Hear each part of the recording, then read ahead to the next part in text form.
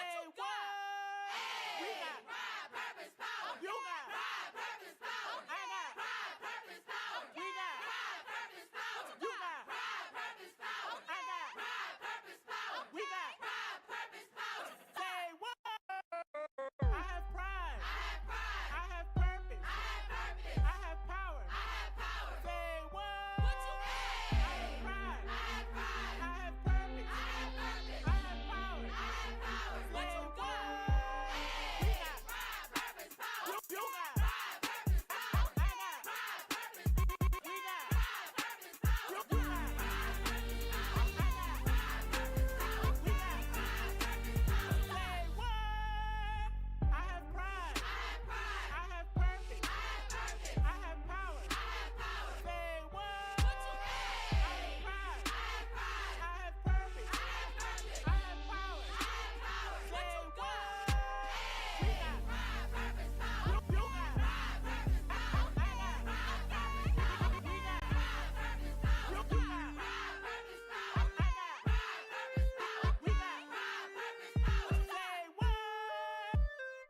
Okay. I have pride. I have pride. I have purpose. I have purpose. I have power. I have power. Say what? What you I have pride. I have pride. I have purpose. I have purpose. I have power. I have power. Say what?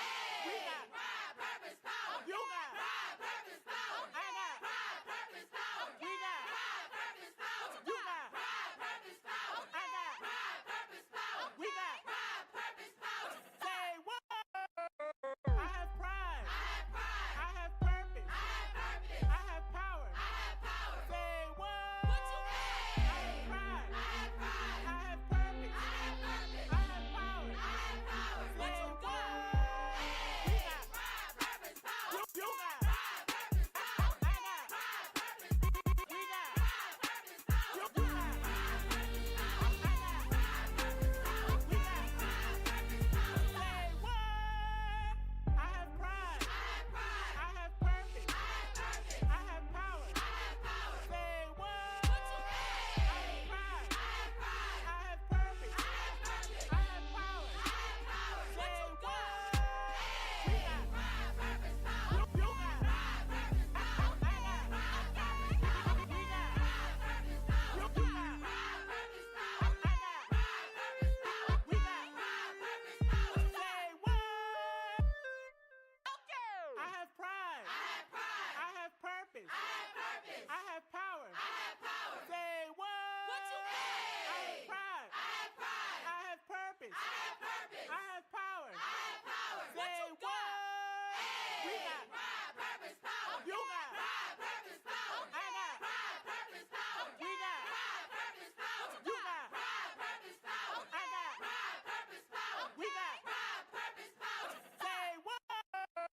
I have pride. I have pride. I have purpose. I have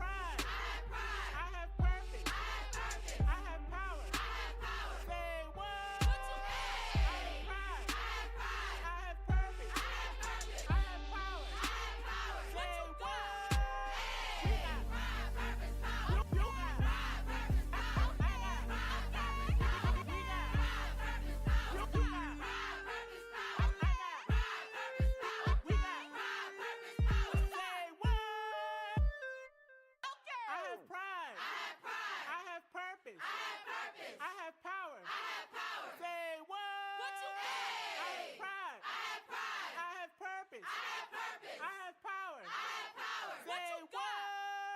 We got Pride, purpose, power. you got Pride, purpose, power. I got Pride, purpose, power. we got Pride, purpose, power. you got Pride, purpose, power. I got Pride, purpose, power. we got Pride, purpose, power. say what?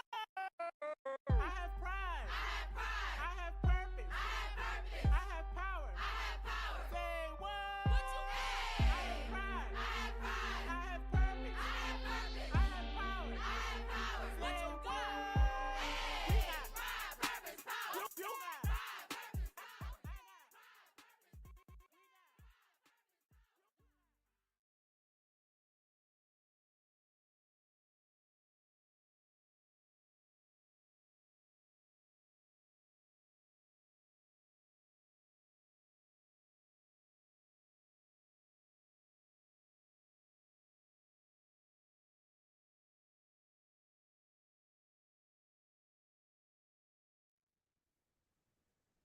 Good afternoon, everyone, and welcome to day 2 of Black Girl Freedom Week. I'm Sine Anderson, your host for today. I recently graduated from Kennesaw State University, where I majored in information technology, had a concentration in cybersecurity, and a minor in fintech. Beyond my academic achievements, I am the CEO and founder of Little Miss Goody, a platform dedicated to empowering young women of color through impactful workshops.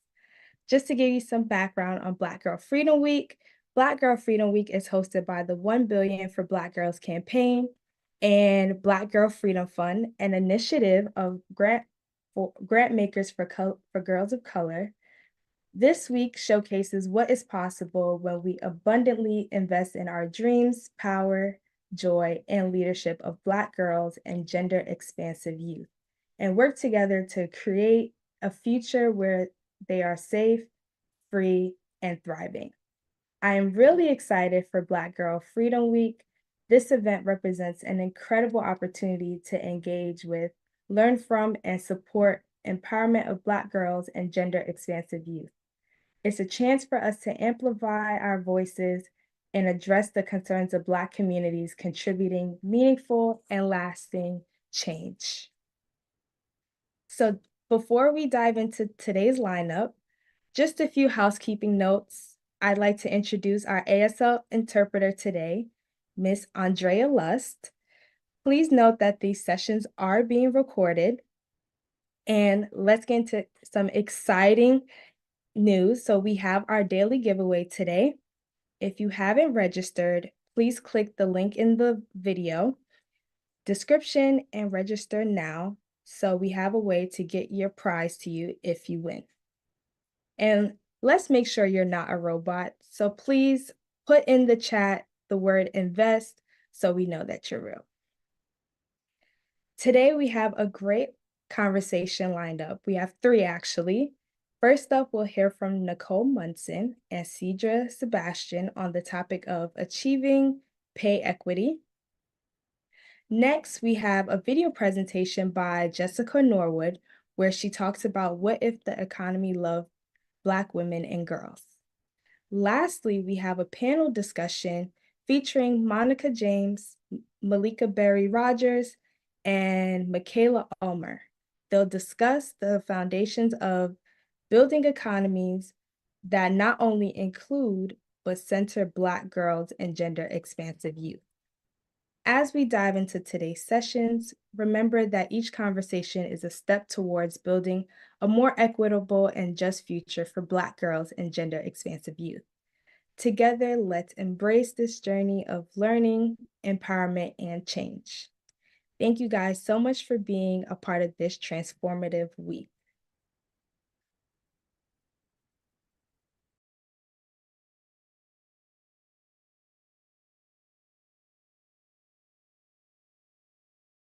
Happy Black Girl Freedom Week. What's up, y'all? My name is Cedra Sebastian. I am the fund manager for Black Girl Freedom Fund at G4GC, and so grateful to spend this time with Nicole Munson.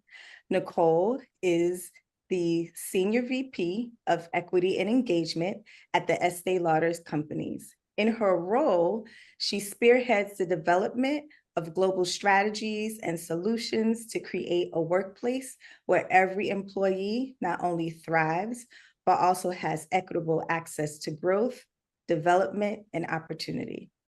Nicole serves on company's Diversity Council and Gender Equality Task Force. She's the executive sponsor of She's Howard On Your Power program in partnership with Howard University's Alumni Department. And she's the executive sponsor of ELC's partnership with the Young Women's Leadership Schools. Prior to Estee Lauder Companies, Nicole practiced corporate and employment law. Thank you so much for joining us, Nicole. Thank you, George. It is absolutely my pleasure. All right.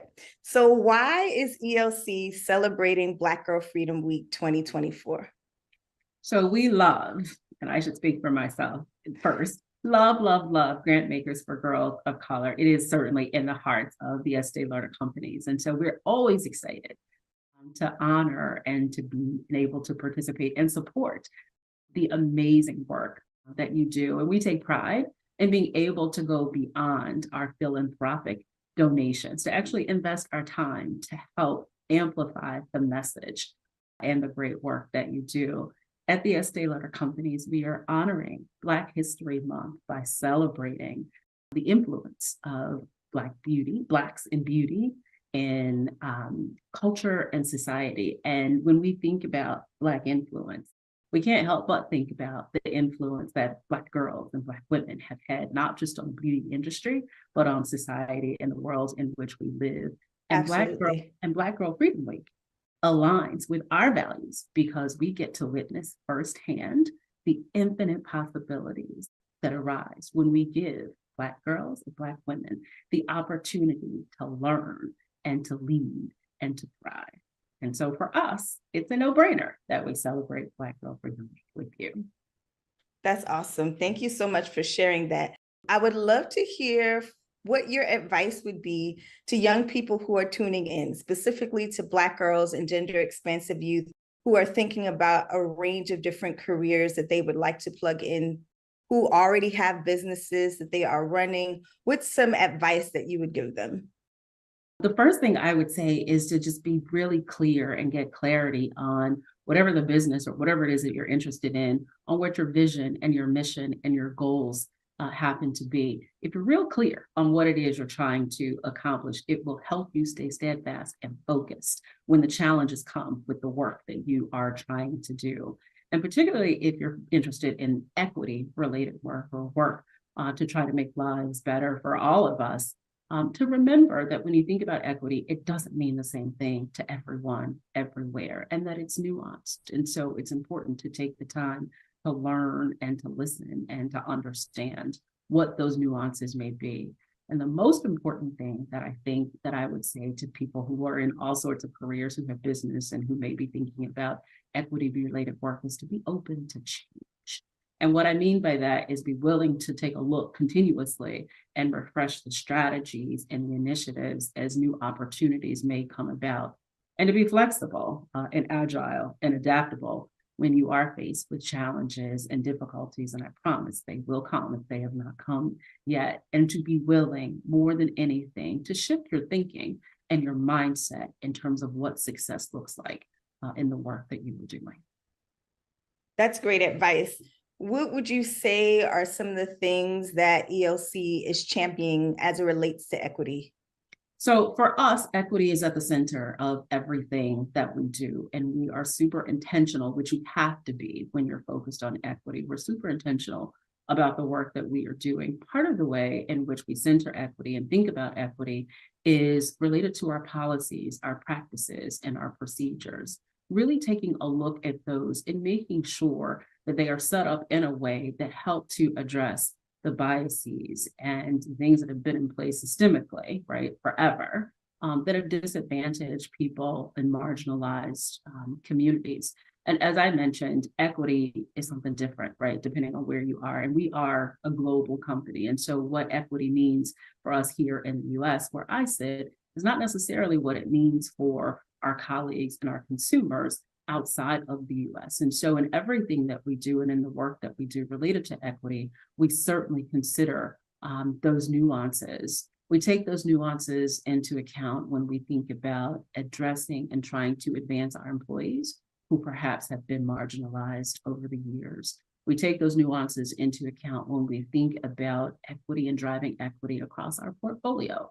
So in terms of our skincare products, in terms of our hair care products, in terms of complexion products, making sure that we really are reaching and meeting the needs of our diverse consumers, and making sure that we have more people with disabilities in our marketing materials, and making sure that we are increasing accessibility through technology, and certainly making sure that we invest in organizations like Grantmakers for Girls of Color. And the last thing that I would say when I think about the work that we do related to equity at the Estee Lauder companies is continuous monitoring and continuous evaluation of the programs and the things that we have in place. For instance, we have in place something called From Every Chair, which is a sponsorship and mentorship program designed specifically for Black men and Black women in our company.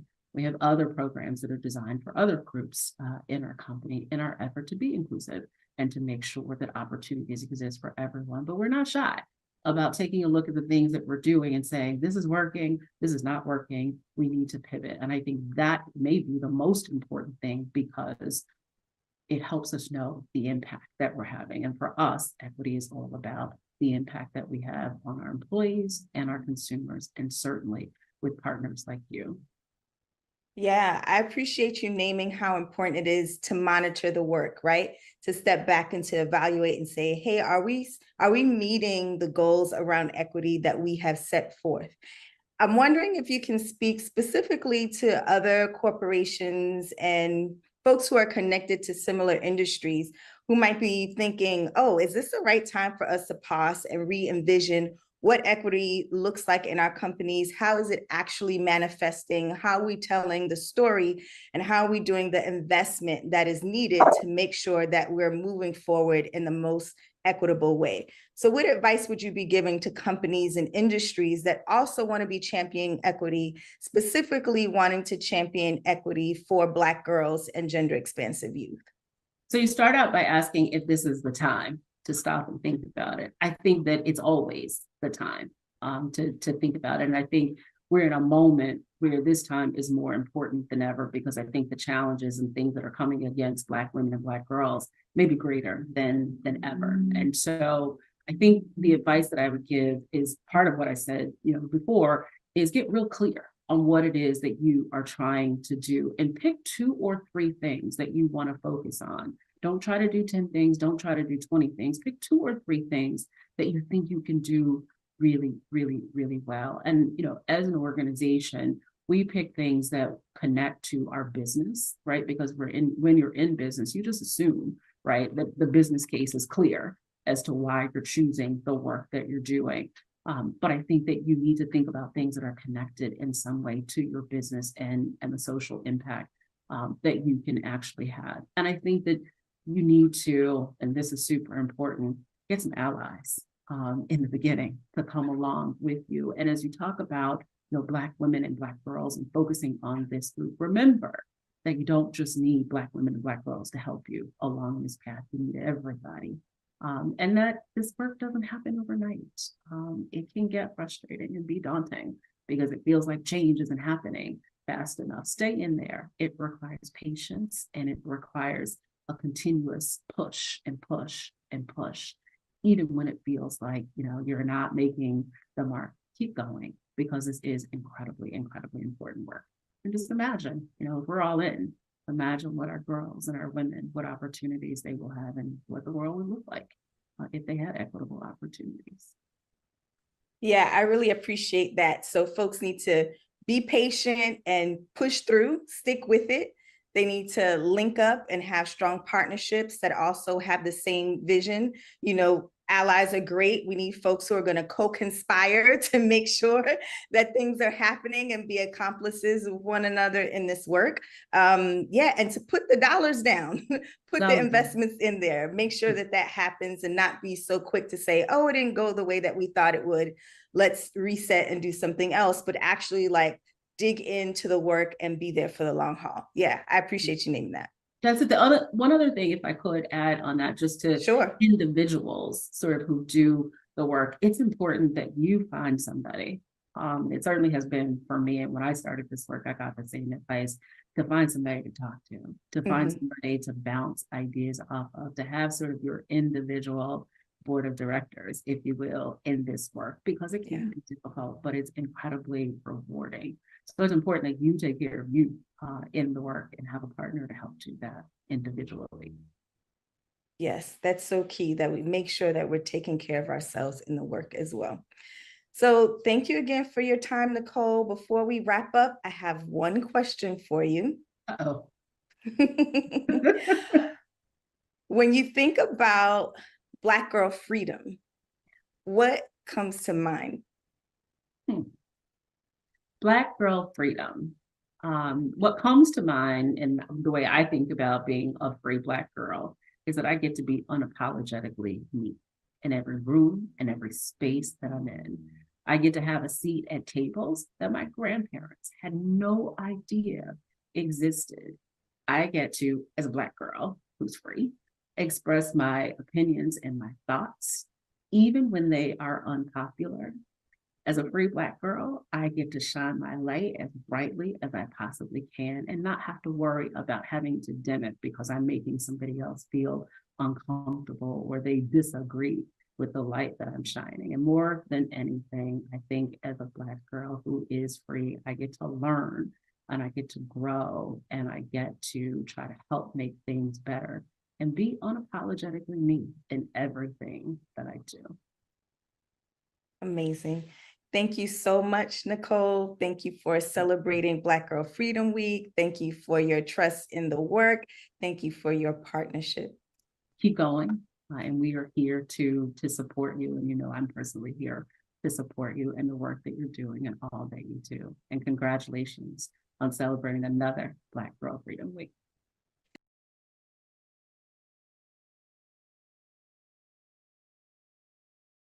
Hi, I'm Jessica Norwood. I am an investor, a philanthropist, a serial entrepreneur, and the author of the book Believe in You Money. What would it look like if the economy loved Black people? My work is all about getting founders who've been marginalized by the financial system the kind of capital that they need in order to make their businesses grow. Now, maybe you own a business, or maybe you have thought about starting one. Either way, I want you to know what you're going to be facing.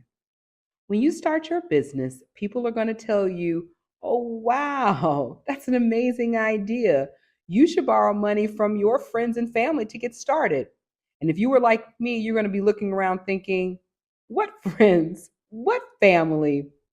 Well, despite that fact, Black women are creating businesses at record amounts.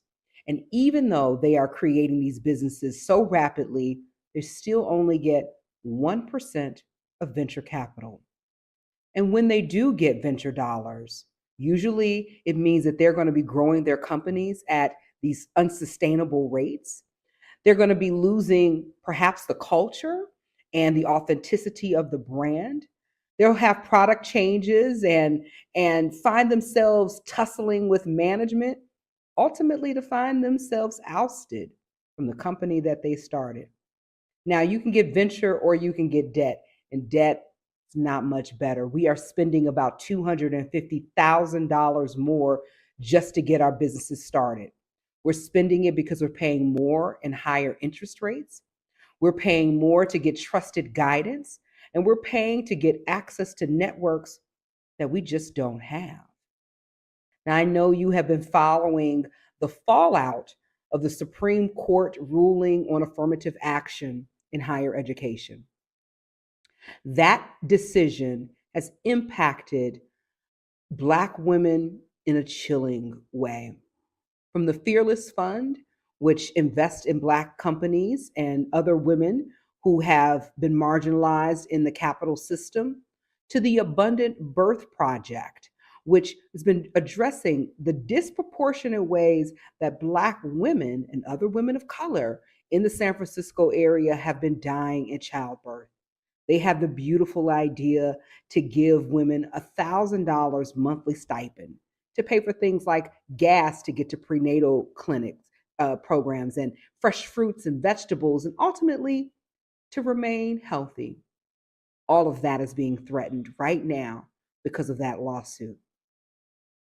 When there is the lack of capital and when there is such a aggressive threat, that is a threat against our Black girl freedom. And we all know that the people who have access to the capital, they get to create the world that they want. They get to create the places and the experiences and the products that see them and reflect their beauty and their culture.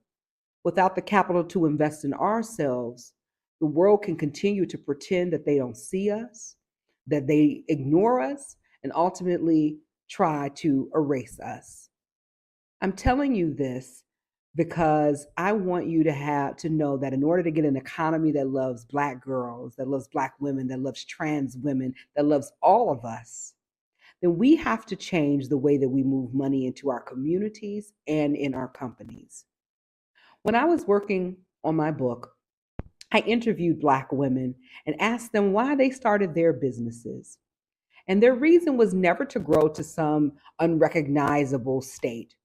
No, what they said is that they wanted freedom. They wanted freedom to show up as the people that they wanted to be the kinds of partners, the kinds of parents, the kinds of friends, be kind to themselves. They wanted the ability to chart their own course. They wanted to build generational wealth and leave the community better than they had found it.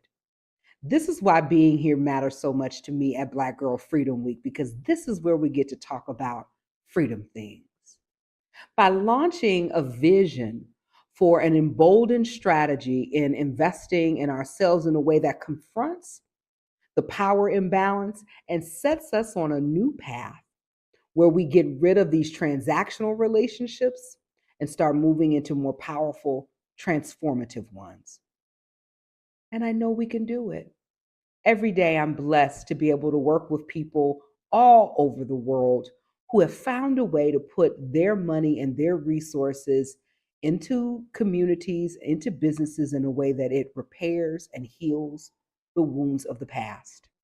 The only thing we have to do is remember who we are, remember what matters, remember what is sacred, and that this time on earth together is so precious.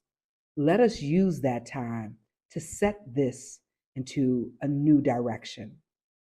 And as I close, I want to leave you some words from a dear friend of mine who's since passed away. Alandria Williams was an advocate for Black women and girls and queer people all over the world. And their view was so brilliant. And this is the last words they shared with us and the world. And you can find this excerpt at the end of my book, but I share it here with you. It's called We Are Worthy. We are worthy not because of what we produce, but because of who we are. We are divine bodies of light and darkness. You are not worthy because of what you offer, not because of what's in your mind, not for the support that you give others, not for what you give at all. You are worthy and whole just because. In this great turning, in this great pandemic, in this radical readjustment and alignment, remember, we are not disposable. We are needed, and we are worthy. God bless you, and thank you so much for having me. Welcome, everybody. Welcome to Black Girl Freedom Week 2024, and welcome to the exploration of freedom through economic opportunity. And I know that we've just heard some incredibly powerful words from Jessica Norwood in her new book. But as we celebrate Black Girl Freedom Week, there is no better way than for us to consider what freedom might look like, as Jessica reminded us, to then to consider how we get to freedom, and through economics is a possibility. And so we could not be more pleased to have you here with us. We've got some experts in this conversation. But more before we go any further, I want to introduce myself. My name is Malika Berry Rogers. I'm Executive Director of Southern Black Girls and Women's Consortium, and we are a grant making and movement building organization in the South. We fund 13 states, and up until this year, we have, through this year, we have funded $3.5 million to 200 Black women-led organizations across the South. Those organizations are doing the work of leadership development, and economic empowerment for girls, social justice, economic opportunity, and health and wellness. We want to make sure that there is a broad base of women who are doing the work to support our girls. That's why we're a part of Black Girl Freedom Week. That's why we're a part of 1 billion for Black women and girls, because we are committed to this in our day-to-day mission, and we're committed to it particularly this week. If I could take just a little bit of time before I introduce all these wonderful experts with us this afternoon, I want to share that in the South, we have done a little bit of work to figure out what is happening in the South in terms of economic opportunity for Black girls and women. And as with many things, we find that Southern Black girls are often overlooked, and they lack opportunities to kind of find their on-ramps to entrepreneurship. I'll just underscore what Jessica shared earlier. I think the Brookings Institution said that most of the Black women's businesses, Black women have started businesses in leaps and bounds, but most of the businesses that are started by Black women are started by Black women in the South, because of the the largest metro areas, we are here in the South starting businesses. But we need exactly what Jessica said. We need opportunity to have that startup capital. We need a network of friends. And so we started this work around economic opportunity at Southern Black Girls because we watched our girls. We gave away something called the Black Girl Joy Challenge. Tell us what brings you joy in your community, and we will fund that joy for you and 10 of your friends. We, to this date, have given out 800 of those Joy Awards, but a really significant portion of those girls actually did what Jessica has encouraged us to do: started businesses. And so we learned by watching. We watched our girls do this good work, and we followed behind them. So now it's the time to talk to some experts to find out what it is they were teaching us. So I'm going to give Michaela and Monica a chance to say good afternoon and share their own personal stories. Hello, thank you for the introduction. My name is Michaela Ulmer. I am 19 years old, and I'm a student at Emory University in Atlanta, Georgia, studying economics and international studies. And I'm also a bee ambassador, an author, and the founder and CEO of Me and the Bees Lemonade. So you might have seen me when I was around 10 pitching on Shark Tank, and that was the start, or not even the start, but just a step in the process of growing a company that I started at 4.5 to help save the bees and eventually to encourage entrepreneurship. So since then, I have worked to teach about entrepreneurship through my book, Be Fearless, Dream Like a Kid. I've worked to make a measurable impact on saving the bees by scaling my company to over 6,000 points of distribution throughout the United States, and with each bottle, donating a portion to organizations that are saving pollinators because they're a critical part of our food system. And then I've also worked to learn the economics behind Black female-owned small businesses, Black-owned businesses, and I guess from another lens, looking at my story through an academic sense of, yes, I lived out the Black entrepreneurship dream of growing and scaling a national company, but what are the obstacles facing other Black-owned businesses, other women-owned businesses, and businesses at the intersection of both? So I am so excited to be here today to talk about my story with entrepreneurship, to both encourage entrepreneurship and being a small business owner, and then also to talk about the future possibilities of investing in Black girls and Black female business owners. Thank you. Thank you. Okay, MJ, tell us your story. Well, greetings, good evening, good afternoon, everyone. My name is MJ. I am a Black trans woman born and raised in Chicago. I am currently living in Georgia, North Georgia.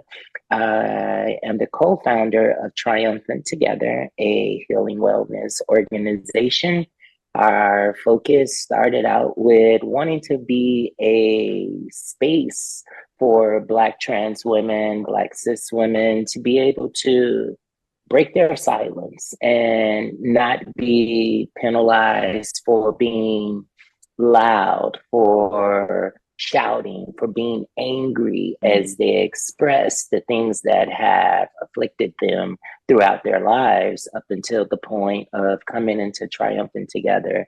One of the things that we also prioritized was that, yes, we need to disrupt the economy the way that it is, whereas Black women and girls, cis and transgender expansive, are oftentimes overlooked, underpaid, undercut. And how could we do that? And one of the things that I realized in my own journey was my own wellness. I needed to be healthy and feeling good inside out about my journey, about myself, about how I look, what I bring to the table. And I needed to be okay in stressing that, you know, some things are good for me and some things are not. And at Triumphant Together, one of the things that we have done is given Black women and girls the permission to exercise their no. No, that's not for me. Yes, that's for me. And through doing that, we have been successful in supporting many Black women and trans women start their own business ventures. With what little funding we have been successful in doing that. And we continue to do that through our T2 shop. Whereas if you are an artist, you are an entrepreneur, but you don't have a platform to sell your things, you can sell your things on Triumphant Together's website and receive your monies through, you know, that means. I'm also a majority owner of a beeswax candle company named Few Essentials LLC. It's also based here in North Georgia. And I guess I just took inspiration from my own experience, being a survivor of state and interpersonal violence, understanding what it meant to lose your value, lose your ability to say no, lose your ability to say yes, feeling like you have to jump on everything just so you can survive. And my mission was to get Black women and girls and families out of that notion that all we can do is survive. No, we can thrive and we can thrive together. And so healing was first and foremost on my list. Trauma is real. Violence that we experience in our Black skins and bodies is real. And generational trauma and violence is also real. But what is not being talked about in real ways is healing from it. Most people think that healing is being silent. Healing is just saying, okay, I don't think about it no more, but I think of healing as being something that happens internally. And then it is projected outwardly. And when we are healed on the inside, only then can we manage our money. Only then can we manage our no's and our yeses in ways that doesn't jeopardize or risk our economic wellness. And thank you. No, thank you. I was taking notes over here. You were sharing things that if I tweeted, then I would tweet those. Feel free. I want to kind of follow this beautiful place that Jessica gave us to launch from and add a little bit more. One of the things that we know about entrepreneurs is we start businesses because there's a need. And I think what Jessica shared for us is Black women start businesses because they want freedom. So if we put those two things together, there's a need for freedom. And so I'm wondering, as we think about what is unique perhaps about Black women and Black girls starting businesses. And I see, Michaela, I see your face, and I was going to come to you first. When we think about successful Black businesses, perhaps that vision that shows up in our face is not yours. And so what do we need to teach the world to know that you are in fact the face of a successful Black entrepreneur? Okay. Okay, I'll start. First of all, when I think of the word entrepreneur, you think of, person in a suit, typically not Black, typically not a woman or a girl at that. And so it was interesting walking into rooms and having to prove to people who have that notion of what an entrepreneur is or a business owner is, that I can also do that. And so I would say when I look at what's unique about Black-owned businesses and Black female entrepreneurs, it's that we value what we're giving to our community. Yes, we're starting businesses because we want financial freedom, or maybe we want more work-life balance with our families, or even because our work that we are putting into the firms that we're at is being underappreciated. And maybe if we start our own business, we'll be paid based on our the labor that we're putting in versus the 67 cents to $1 that firms are going to be paying us instead. But another really important fact is that Black women see being pillars in their community as a measure of success, of their business's success. And we don't see that in, or at least to a greater, as much as a degree in other businesses.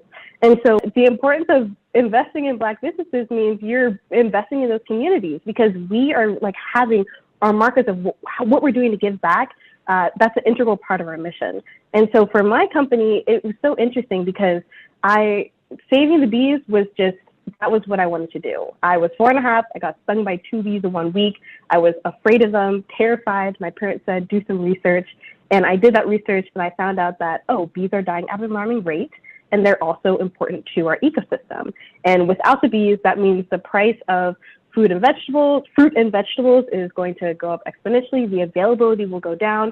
And in places where there's already food deserts, healthy fruits and vegetables are going to be even harder to access. And this is coming in, or I learned this down the line, but when I was 4, I was just realizing, okay, without the bees, I can't have the fruits and vegetables that I love to eat every day.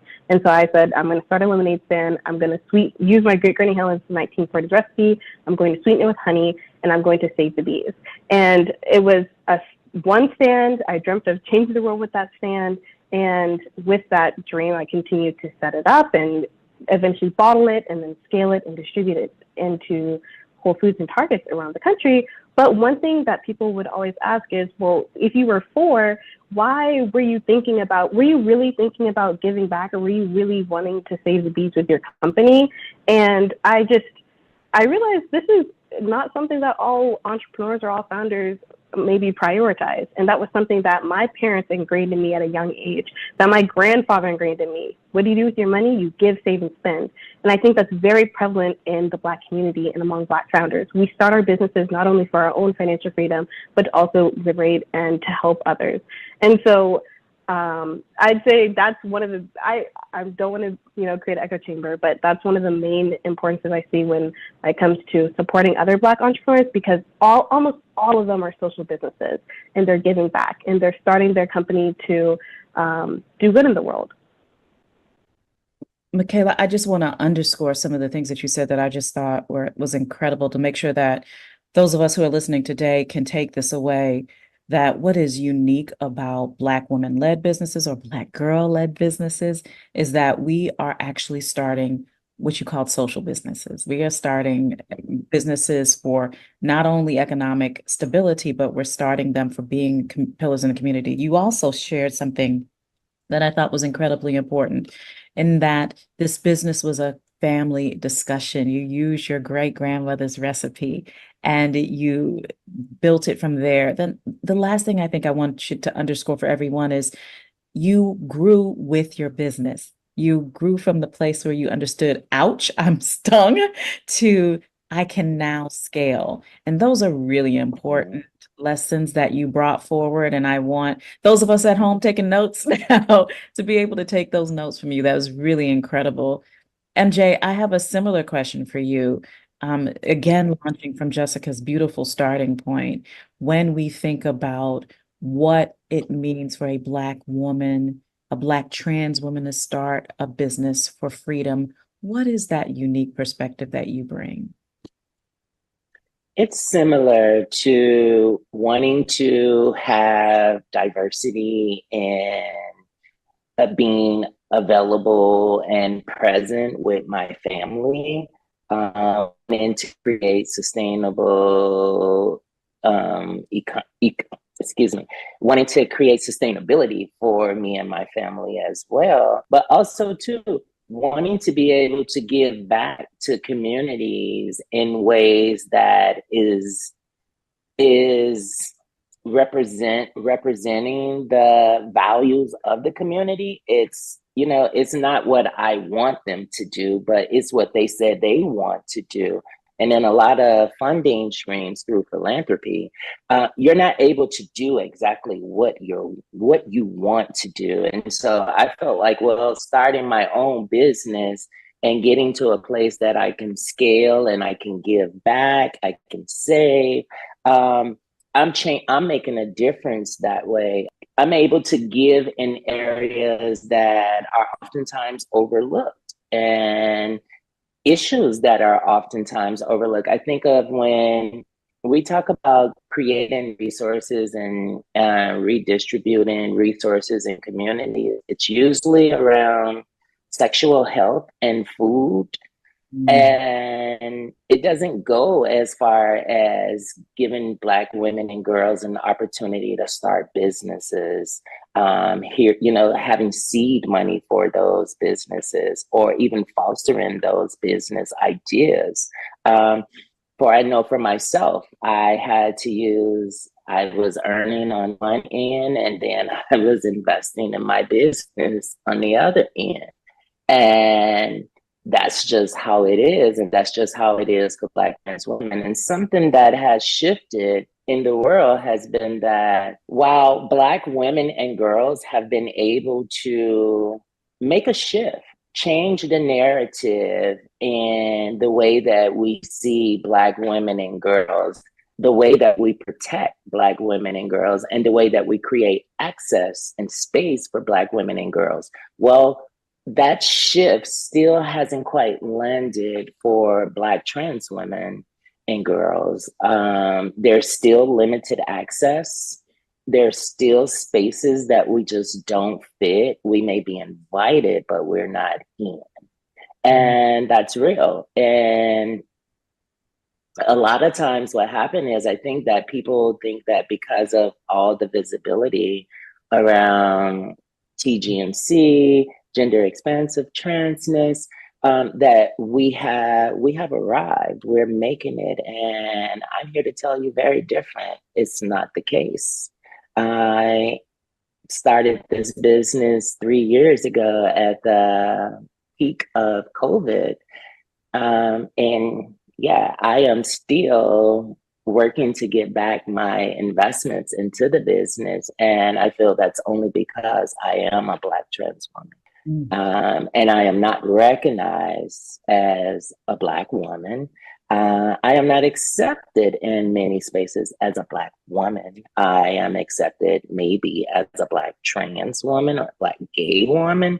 And it's very, very different, the access that you're going to have as a Black woman versus a Black trans woman. You can go and start a crowdsourcing and have people to actually donate to you just because you're on that Black girl train. Well, on the Black trans girl train, it's just, most of us are still doing sex work.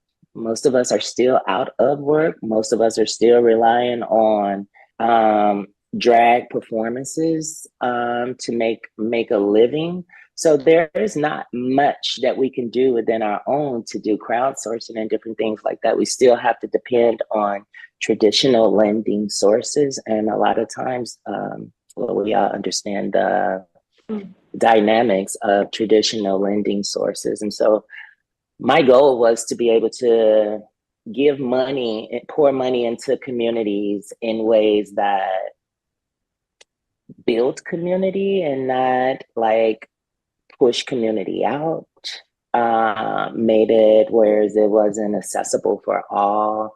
I wanted to kill that because I knew what it was like being cherry picked.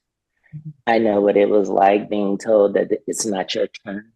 I know what it's like to be told that you're not face. And while I was told all those things, I still had all these great ideas and all this great will and tenacity to do great things.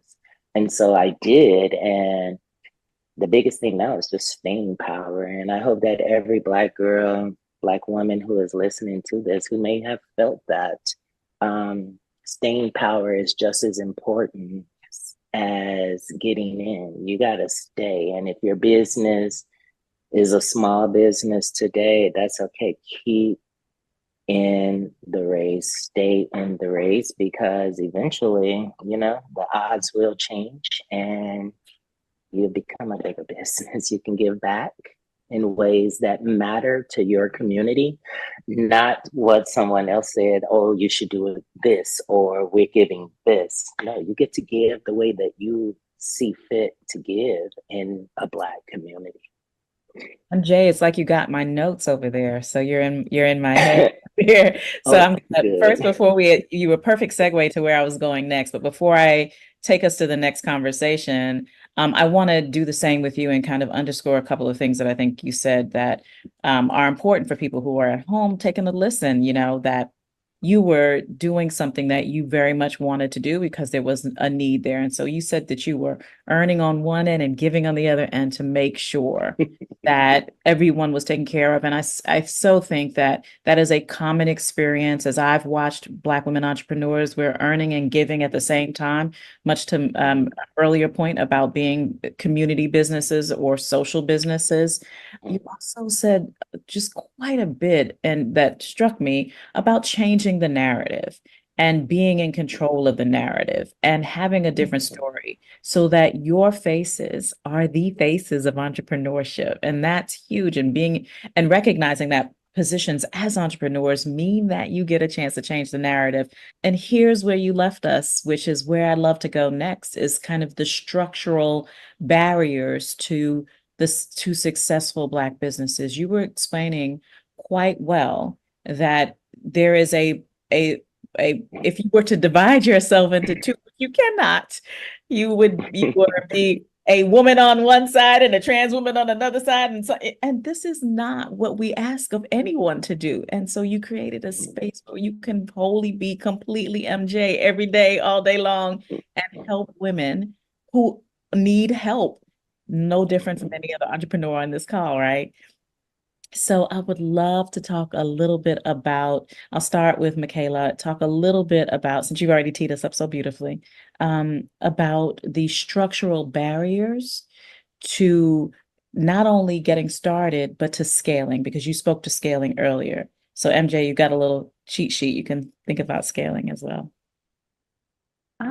I also wanted to reiterate a point. I love the question, and I'll circle back to the question.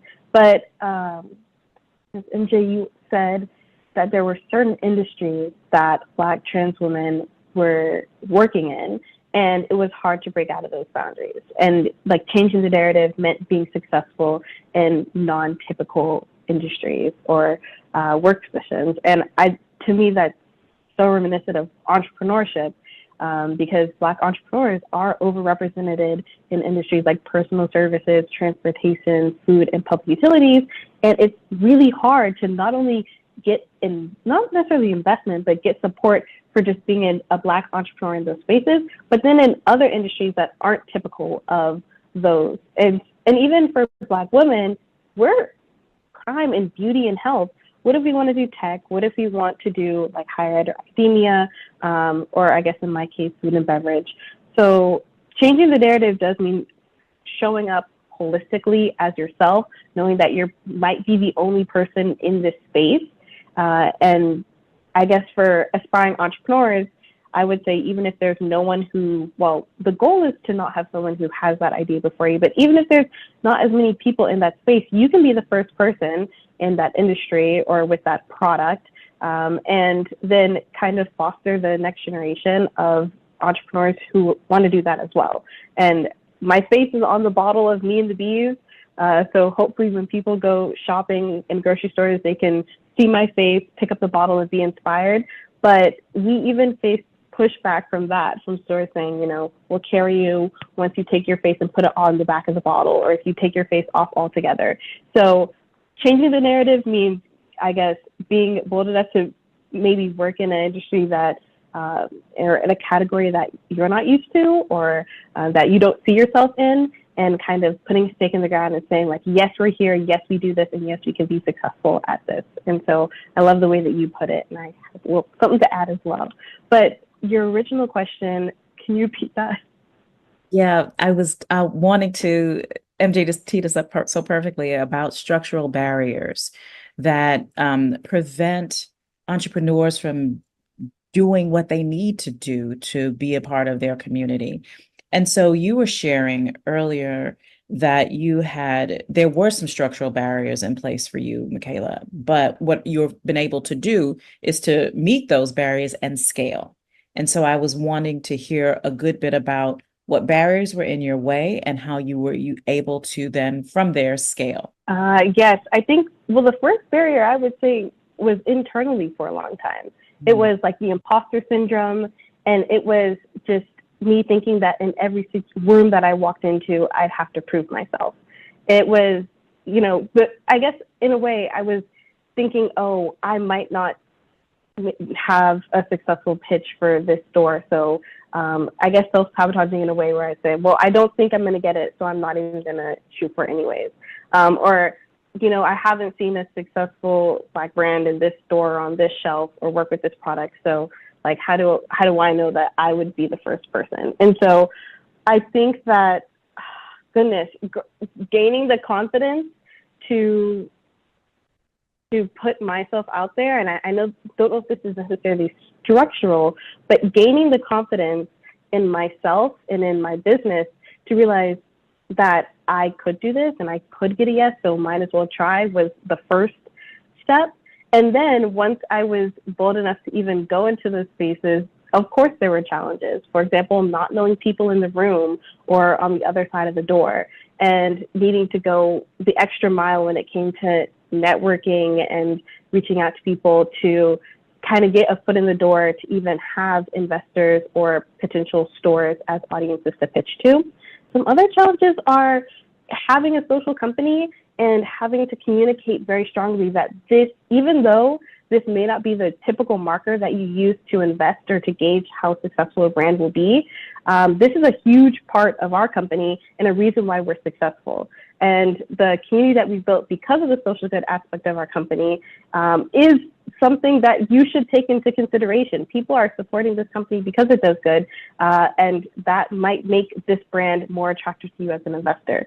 So that was another thing that was structural, is showing how being Black owned wasn't a weakness but a strength, and then also how having the Black community as supporters could be a potential strength, and then also how having a social mission was a strength as well, and not kind of just a negative line when it came to the cash flows of our company. And I think that's it for now, but I want to hear what you say, Ms. MJ, because I think there's going to be a few more that pop into my mind. MJ, I'm going to give you a tee up, because I think the thing that you said it's in your introduction, is that you give a marketplace for other women to sell and have an online business. And so as you think about scale, how many women, or you share about scale rather, how many women are on your marketplace, and what does scale look like for you as you're expanding access for women entrepreneurs to be present? Wow, and that's huge. And so what I learned in Black and Brown trans communities is that we're deeply rooted in being competitive with one another, and we don't want to share. So the fact that you want me to put my products on your website under a consignment purposes, under a consignment model, means that you're going to get a percentage of my revenue. And no, I want it all for myself. So I don't want to be bothered. How many women do we have that enlisted us to carry their products? 0. Second, here's an opportunity, everybody, right here. Here's your opportunity. Exactly. MJ's got a space for you. You don't have to create a website. You don't have to create the SK numbers. You don't have to worry about the inventory. You don't have to worry about the shipping. You can get over there and ship from where you are. However, it's the competitive part in the trans community that we all haven't overcome that because it's scarce pickings. When you are Black and trans, it is scarce pickings. And there's no pretty way to put it. It's only room for one. In one company, it's only room for one. And if you are trying to step outside of traditional nonprofit industries, then you would be the first one in most spaces. And so I don't need you to apply for the same position that I'm applying for. I don't need you to go into the same line of products that I'm in. It's scarce pickings. And then something else that I found to be very, very problematic in scaling in my company was thinking that labeling my brand as Black owned business was going to be very helpful for me, but it wasn't. It limited me to only a Black audience. The algorithm only showed my products in Black audiences, and scaling looked like me introducing my brand to Amazon. Well, I thought I had arrived, and I found myself paying $800 a month for marketing and advertising, in addition to the 30% that has to be given to Amazon off of every sale. And so once I got in, here I am, I'm in all the way in, and I put so much money into this. Now the money isn't coming back. I'm not making the money back because it's all going to Amazon in my effort to scale. And then to go into a brick and mortar shop for myself, again, I'm a Black face and I'm a Black trans face. And so that became equally hard. And the product that I'm selling, it's an organic product. Black people are not doing organic candles. They love Bath and Body. They love their Yankee candles, but particularly Bath and Body.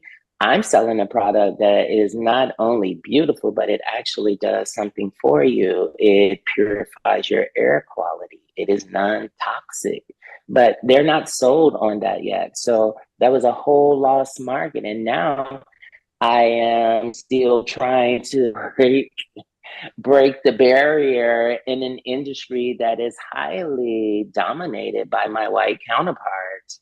And it's been extremely difficult. And the challenge that I face in my social work is that our community just isn't there yet. The pain, the struggle, and the journey we came is still deep. It's still deep. It's still so deep that we see each other as competition or as a threat. And I believe in building bridges versus single man towers. And the reason why is a bridge, hundreds, thousands of us at one time can stand, can cross, look out over the horizon. But in that one man tower, only one man, one woman can be there. Yeah. So everyone else has to stay. And it's real. I see it every day. I'm faced with it every day. And again, it's all about staying power. And the staying power is generated from my internal wellness. I have to be well on the inside to be able to take that door being slammed in my face, see that, oh, I sent in $10,000 worth of product and I sold 5,000, but I still owe you 500. Well, I want to let you know that your bridge, you've enrolled us in your vision. You're here. You enrolled us all in your vision. And I want to also acknowledge what I hear is a good bit of burnout from working on the business, in the business, and then doing the community work. And I think your honesty about that is so real, and it gives other people permission to say that this is a hard path. Entrepreneurship is a hard path. Here's some other things that I heard from you that there is, and not unique to your business, but I think it is broad for Black women businesses, that there is a lack of access to capital for startups and growth, which is where Jessica started us off. What I also heard you say is you need an ecosystem of other like-minded business owners who see and hear your vision, that you can work with them and you all can share ideas, and that's important. And then lastly, I think you've answered one of your own questions for your needs. You needed a community structure, so you started a space for healing. And that honesty that you're sharing with us about this entrepreneurial path is extraordinary. And I just want to tell you that I heard it. We all heard it, and it's important. And you're teaching us in this moment. Well, we've got a few moments here before we have to give the stage away to somebody else to talk about something else.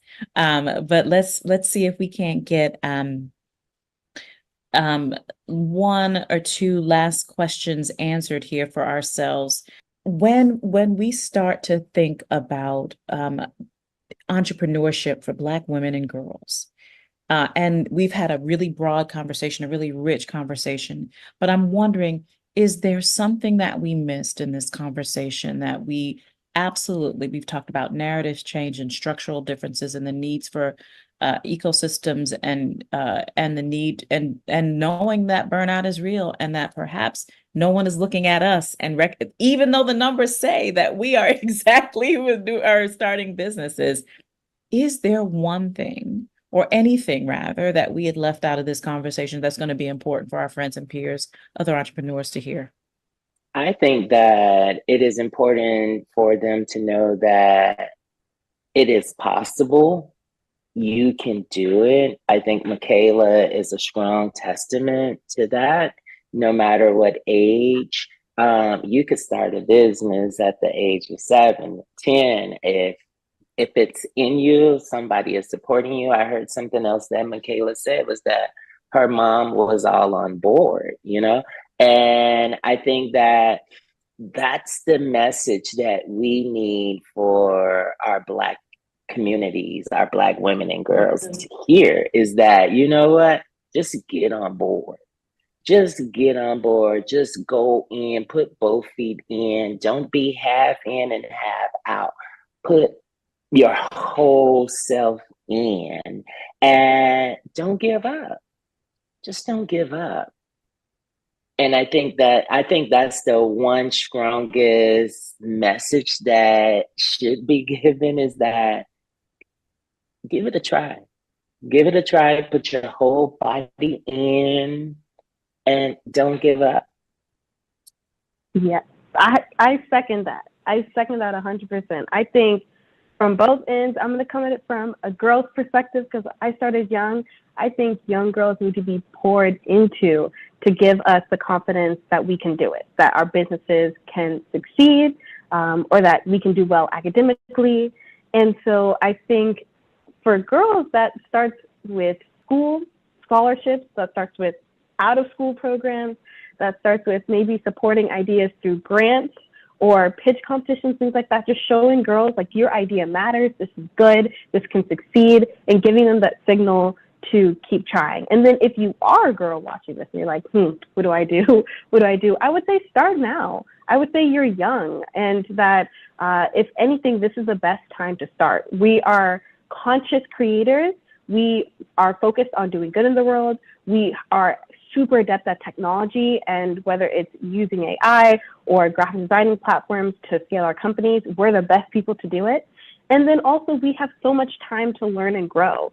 So we can use the subjects that we're learning in school and contribute that to our company. I was using what I learned in my English classes for public speaking to introduce former President Obama, to write my Shark Tank pitch. Like they were coming in hand. So do it now. Do it now that you're in class. Connect with your peers. If you're interested in starting a company, it's all about your hive. And I use so many bee puns, but it could be your hive of fellow Black girls. It can be your hive of Black people in general. But I want to emphasize how important it is to have a hive where every member of the hive is contributing what they know, but also learning from each other. And then I would also say just to stress the building the bridges. There's a book called Emergent Strategies, which is all about looking at nature and seeing how can we replicate the connections that we see in nature with, either social justice work or even within companies or with grassroots movements. And one thing that was really interesting was a concept called mycorrhizae, which is the trees connect with other trees through fungi that's also in the ground. And so that's how they communicate needs between other organisms. And to me, I'm just thinking, that is exactly what business or successful businesses can be like. A successful and thriving Black economy is. We already know as Black people, we need to know our stuff. People are going to underestimate whether we know our numbers and whether we're competent. So we're overestimating by really knowing our stuff, by doing the research, by doing the trial and error for our Amazon distributors, or, I guess making the mistakes. We do it. We get the experience. But what do we do once we have all this information?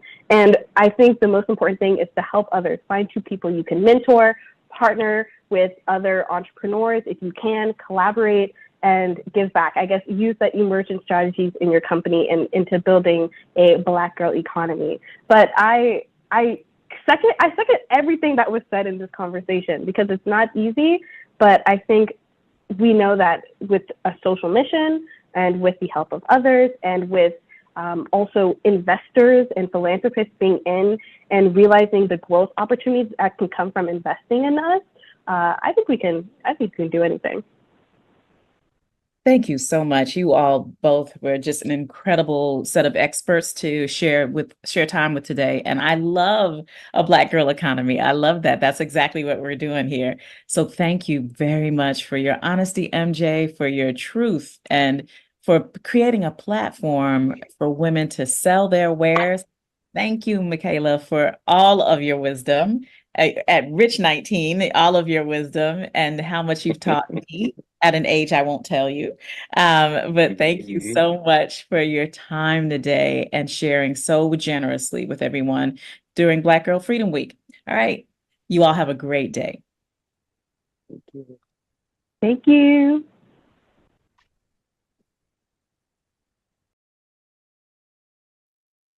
Wow, what an incredible day it has been at Black Girl Freedom Week.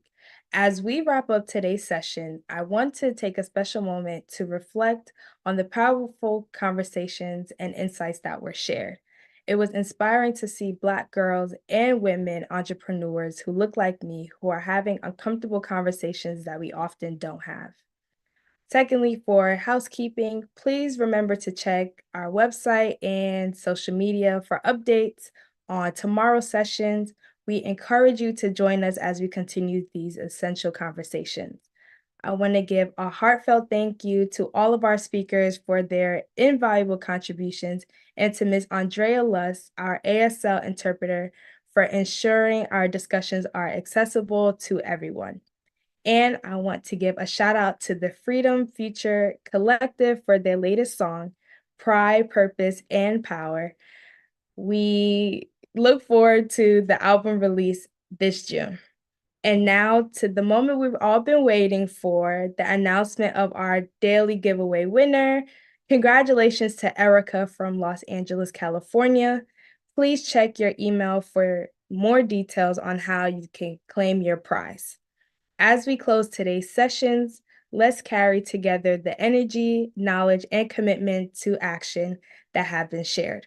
Thank you for your participation, and together we are making strides towards a future where Black girls and gender-expansive youth are safe, thriving, and free. Have a great day, everyone.